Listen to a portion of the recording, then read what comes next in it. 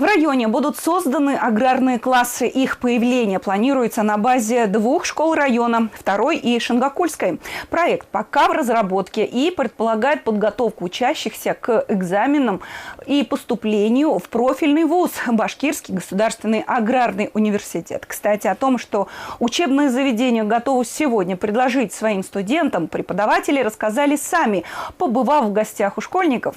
Профориентационная беседа со старшеклассниками поселка прошла в 1-й, 5-й, 4-й школах и гимназии. В качестве лекторов, помимо педагогов, выступили также студенты университета. Я хочу вам рассказать об общежитиях, стипендиях и о всем, что вам еще интересно. Жду ваших вопросов в конце своего выступления. В общем, я, как и вы, была, естественно, в 11 классе и вообще не знала, куда я буду поступать. Я поступила в аграрный университет.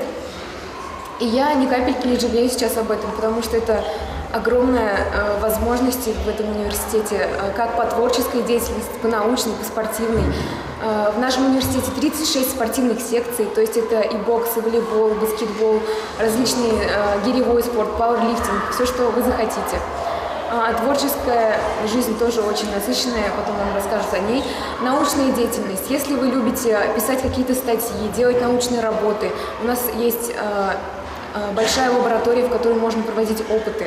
Мы прежде всего ориентируемся на сельскую молодежь, и которая своими, прежде всего, перспективами видит развитие в нашем регионе, которая хочет работать во благо Отечества, во благо республики и хочет вместе как раз совместно развиваться, прежде всего, в аграрном секторе как раз нашей республики. Благодаря, кстати, поддержке нашего руководства республики, то есть имеются специальные программы поддержки молодых специалистов в области аграрного сектора. И в этом смысле мы активно здесь совместно работаем. Гости подробно рассказали учащимся об учебной деятельности вуза. Сегодня он является одним из лидирующих аграрных университетов страны. Включает в себя 7 факультетов, в том числе агротехнологий и лесного хозяйства, биотехнологий и ветеринарной медицины, механический, энергетический, экономический, пищевых технологий, природопользования и строительства. Предоставляет возможность стажировки за рубежом.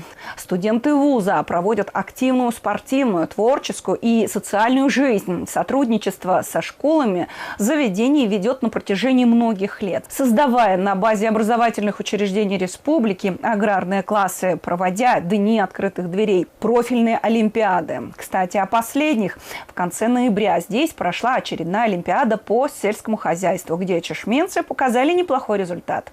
Из 8 учащихся гимназии 8-классница Милена Салихова вошла в число победителей.